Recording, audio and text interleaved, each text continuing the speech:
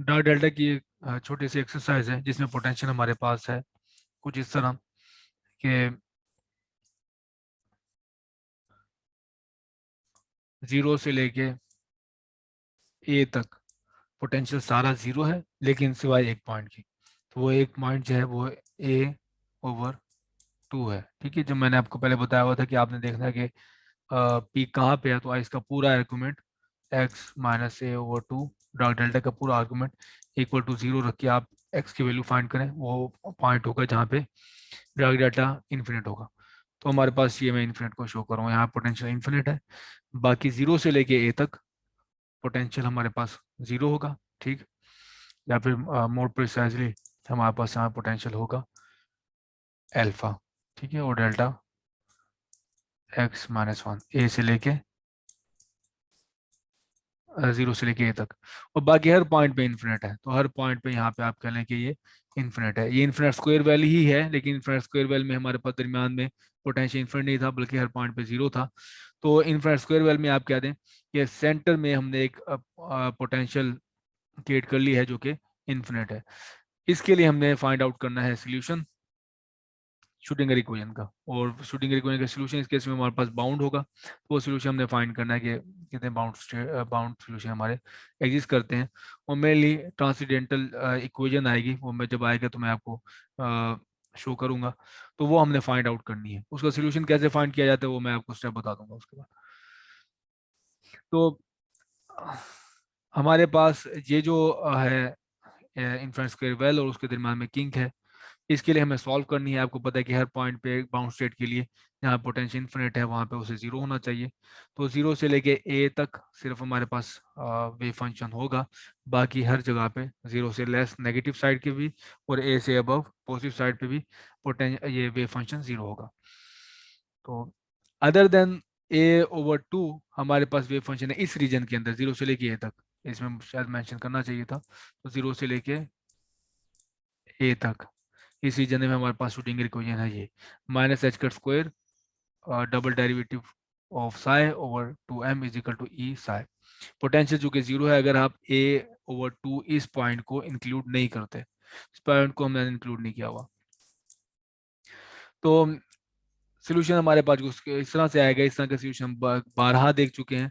और इसका सोल्यूशन हमारे पास होता है psi is equal to A sine की एक्स प्लस बी कॉस की एक्स। तो इसको हम रीजन में डिवाइड कर लेते हैं, एक 0 से लेके A/2 और दूसरा हमारे पास होगा A/2 से लेके ए तक। ठीक है, बाद में हम डिसकंटिन्यूटी फाइंड कर लेंगे एट पॉइंट A/2।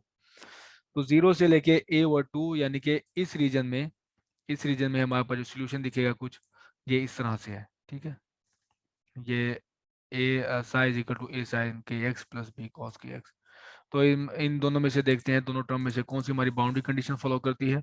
तो अगर हम 0 पुट करें तो वेव फंक्शन को 0 होना चाहिए, क्योंकि इन्फिनिट पे हमारे पास यहाँ पे इसे टाई डाउन होना चाहिए। तो x इज इक्वल टू 0 अगर मैं पुट करता हूँ तो ये टर्म तो 0 हो जाती है, लेकिन ये वाली टर्म 0 नहीं होती। ये इसका आंसर बी आ जाएगा। तो इस वजह से हमारे पास b इक्वल टू 0 होना चाहिए, तभी ये बाउंड्री कंडीशन फॉलो होगी।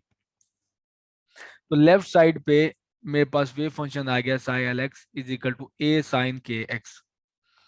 इसी तरह हम राइट साइड पे फाइंड आउट कर लेंगे। राइट साइड पे बिल्कुल यही इक्वेशन फॉलो होगी, और हमारे पास राइट साइड है A/2 से लेके ए तक, और सोल्यूशन है मेरे पास बिल्कुल वही, कोफिशिएंट अलग है सी साइन के एक्स प्लस डी कॉस के एक्स। तो अब अगेन हम इसमें देखेंगे कि कौन सी जो टर्म है वो बाउंड्री कंडीशन को फॉलो करती है। तो अगर मैं ए पुट कर दूं इसमें बाउंड्री कंडीशन की, अब ये हमारे पास बाउंड्री कंडीशन है। पहले इस साइड पे 0 थी, अब यहाँ पे है। तो ये टर्म बन जाती है डी कॉस के ए।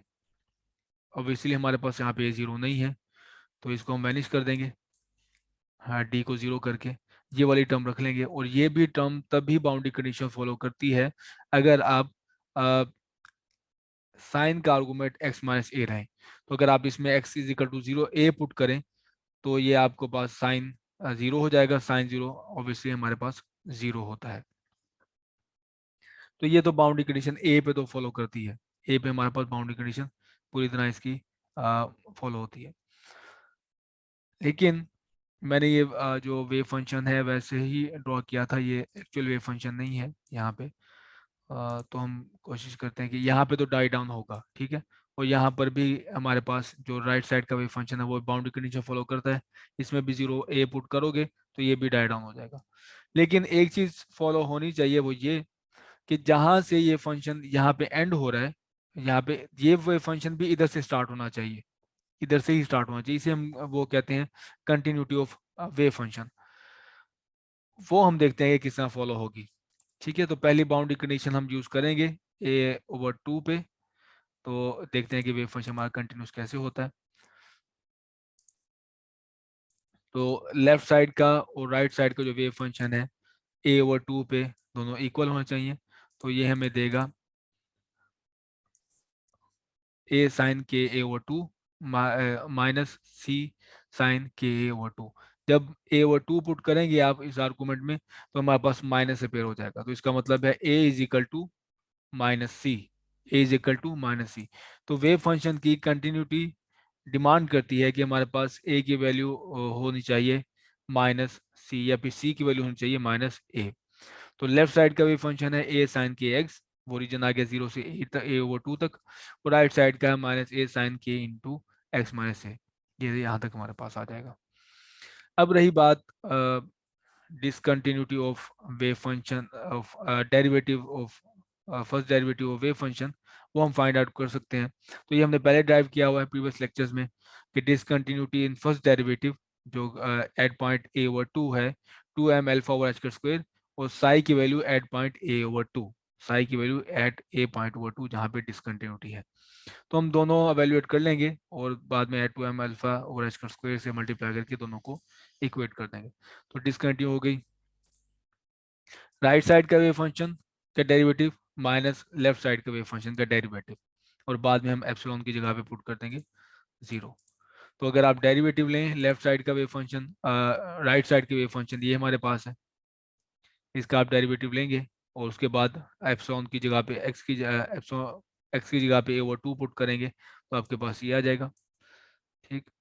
और अगर आप डेरिवेटिव लें साइन का तो हमारे पास आता है माइनस, साइन का आप लो तो आपके पास आएगा कॉस a/2 और साथ किया गया। तो मैं इसमें दो काम किए, एक तो डेरिवेटिव लिया और साथ लिमिट भी पुट कर दी है मैंने x/2 पे, ठीक है। x/2 पूरे हर जगह पे जहाँ पे x पुट कर दिया है।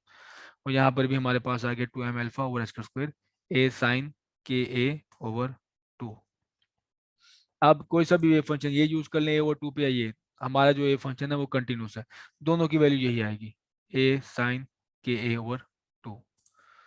तो इसको अगर आप रीअरेंज करें कुछ, ये मेरे पास है माइनस के कॉस, और ये भी माइनस के कॉस है, ये 2k कॉस हो जाएगा, यहाँ पे भी 2 है, ये दोनों कैंसिल आउट हो जाएंगे, ए से कैंसिल आउट हो जाएगा, तो मेरे पास k आ जाएगा इस फॉर्म में।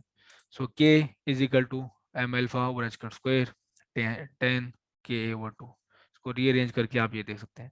अब ये देखें इक्वेशन के दोनों साइड पे जो फंक्शन है वो है k का, ये फंक्शन k का है, ये भी फंक्शन हमारे पास k का है।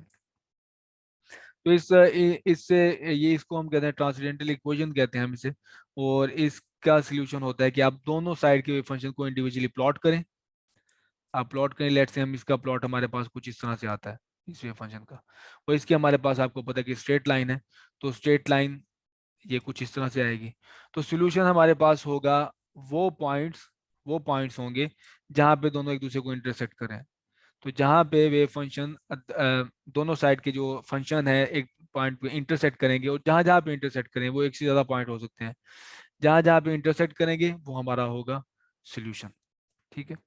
तो इसके बाद ये आप ग्राफ प्लॉट कर लें या फिर न्यूमेरिकल टेक्निक को यूज़ करके के की वैल्यू फाइंड कर सकते हैं। वो के पॉइंट्स जो आपके पास जहाँ पे ये दोनों इंटरसेक्ट करेंगे वो हमारे पास अलाउड वैल्यू ऑफ के होंगी।